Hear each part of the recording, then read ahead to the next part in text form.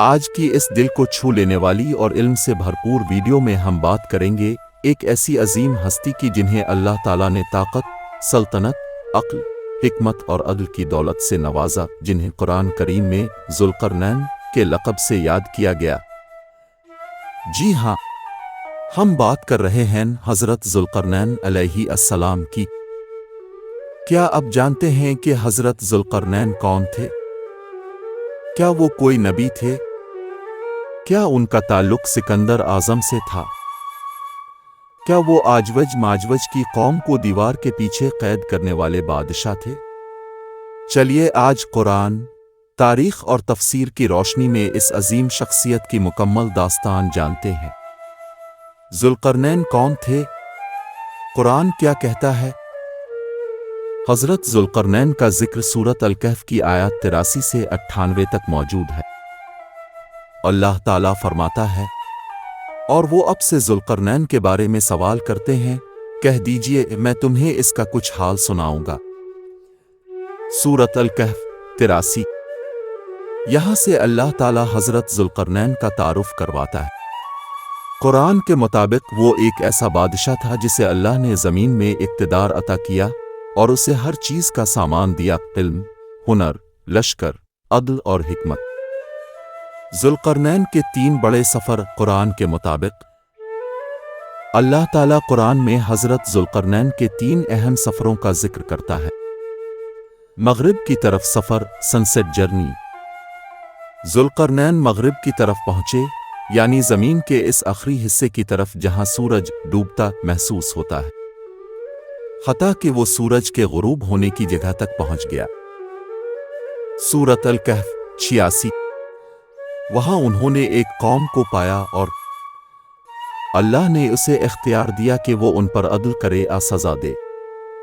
ذوالقرنین نے فرمایا، جو ظلم کرے گا ہم اسے سزا دیں گے، پھر وہ اپنے رب کی طرف لوٹایا جائے گا اور وہ اسے سخت عذاب دے گا۔ الکہف 87۔ یہ الفاظ ان کے عدل اور انصاف کا عظیم مثال ہے۔ مشرق کی طرف سفر، سن رائز جرنی۔ پھر وہ مشرق کی طرف نکلے، جہاں انہوں نے ایک ایسی قوم کو پایا جو سورج کے سامنے بے پردہ رہتی تھی۔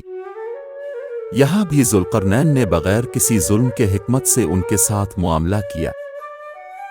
بیچ کا علاقہ، آجوج ماجوج کی سرزمین۔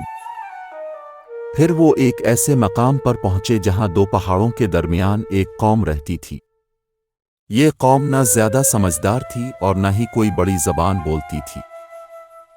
انہوں نے شکایت کی کہ ایک خوفناک قوم، آجوج ماجوج، ان پر حملہ آور ہوتی ہے۔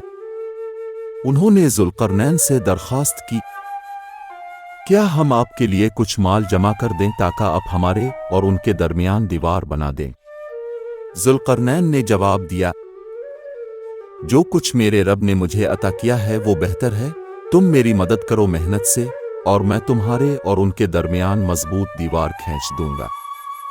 دیوار آجوج ماجوج سب سے عظیم کارنامہ۔ ذوالقرنین نے لوہے کے بڑے بڑے ٹکڑے لا کر 2 پہاڑوں کے درمیان رکھوائے اور پھر آگ لگا کر اسے پگھلایا۔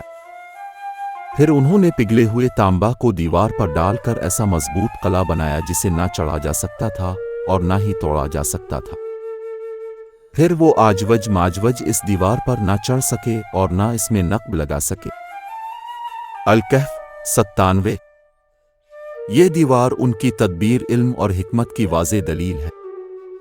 کیا ذوالقرنین نبی تھے؟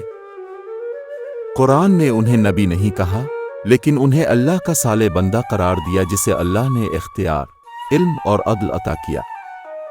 مفسرین میں اختلاف ہے، بعض کہتے ہیں وہ نبی تھے، بعض انہیں صرف ایک نیک بادشاہ مانتے ہیں۔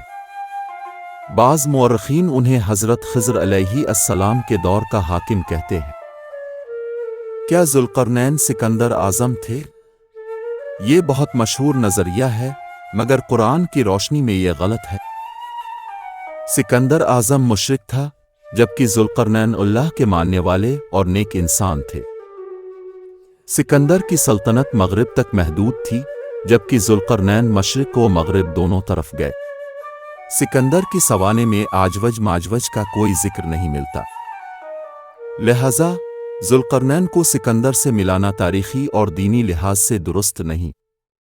जुल्करनैन की पहचान मुमकिना नज़रियात। तारीख में कुछ मौर्रिखीन उन्हें ये शख्सियात मानते हैं।